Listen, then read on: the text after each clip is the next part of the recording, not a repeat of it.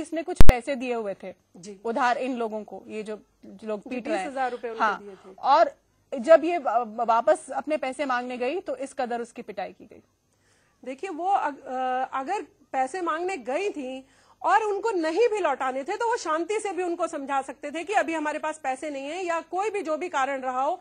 लेकिन ये तो सरेआम गुंडाई दिखाना, एक महिला को ऐसे सरेआम पिटाई करना, शीतल जी, बड़ा दुर्भाग्य है हमारे देश का कि सिर्फ बड़ी बड़ी बातें की जा रही हैं।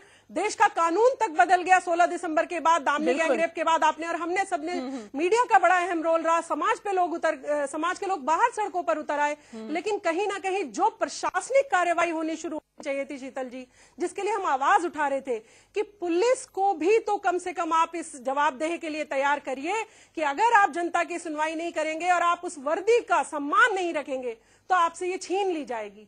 जब तक आप पुलिस पर ऐसे कड़े आदेश नहीं लाएंगे शीतल जी, ये आपको और हमें रोज देखने को मिलेगा। पुलिस की क्या बात करें, आपने खुद ही उस किस्से का जिक्र किया पंजाब के ही तरन तारन में, जब पुलिस कर्मियों की तस्वीर सामने आई थी, जब वो पीट रहे थे, एक रेप विक्टिम को ही पीट रहे थे। कोर्ट ने भी उसका संज्ञान लिया उस मामले का। ये तो शर्मनाक है ही कि यहाँ गुंडे पीट रहे हैं, वहां पुलिस वाले पीट रहे थे। और इस देश का दुर्भाग्य एक और है कि यहाँ हर चीज में माननीय न्यायालय को संज्ञान लेना पड़ता है। कि उस मामले में भी लिया कोर्ट जी, उस मामले में भी कोर्ट को संज्ञान लेना पड़ा। लेकिन जो उस क्षेत्र को उस पदाधिकारी बैठे हुए थे, चाहे वो नेता हो चाहे वो पुलिस अधिकारी हो, वो कहीं ना कहीं शून्य थे।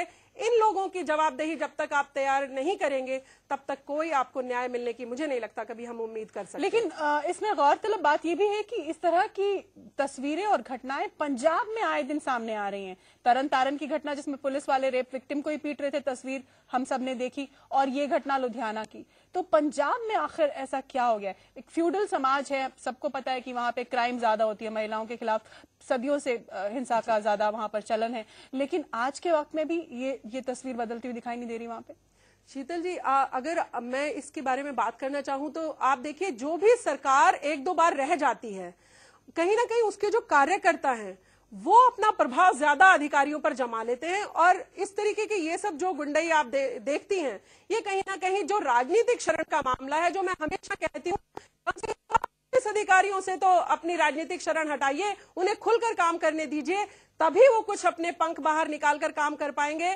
हर एक को अपनी वर्दी का, अपनी कुर्सी का, कोई ना कोई किसी ना किसी नेता का चाहिता है। ये बड़ा हमारा दुर्भाग्य है कि आपको अगर कुर्सी भी चाहिए, चाहे वो आपकी पॉलिटिकल कुर्सी हो, चाहे वो आपकी प्रशासनिक अधिकारी की कुर्सी हो, ये जो राजनीतिक शरण वाले अधिकारी घेर लेते हैं, ये बड़ी मुसीबत बनी हुई है। ये भी मान लें कि राजनीतिक दबाव होता है पुलिस पर या प्रशासन पर, लेकिन वो जो पुलिसकर्मी पीट रहे थे या ये जो पुरुष पीट रहे हैं, ये तो खुद के अंदर की संवेदनशीलता या संवेदनहीनता की बात है ना?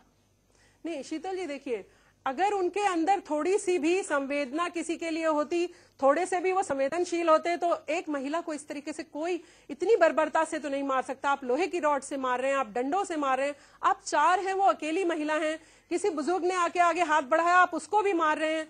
ये वो तो अपराधी हैं, वो तो इस तरीके के कामों को अंजाम देंगे ही। लेकिन जो पुलिस अधिकारी हैं, वो जो इन अपराधियों को एक अपनी शरण में लेने का काम करते हैं, और इन पर जो चाहे वो भ्रष्टाचार की तरह से उसको लेते हो, चाहे वो राजनीतिक दबाव की तरह से लेते हो, शीतल जी, ये हमारे देश में बड़े बुरे रूप से मकड़ी का जाल बन गया है। जब तक इस जाल को हम लोग नहीं काटेंगे, मुझे लगता है कि तब तक हमारे देश में इस तरह ना सिर्फ औरतों और हर तरीके के अत्याचार हम आए दिन देखेंगे। वाकई इंसानियत पर कलंक दिखाती ये तस्वीर। एक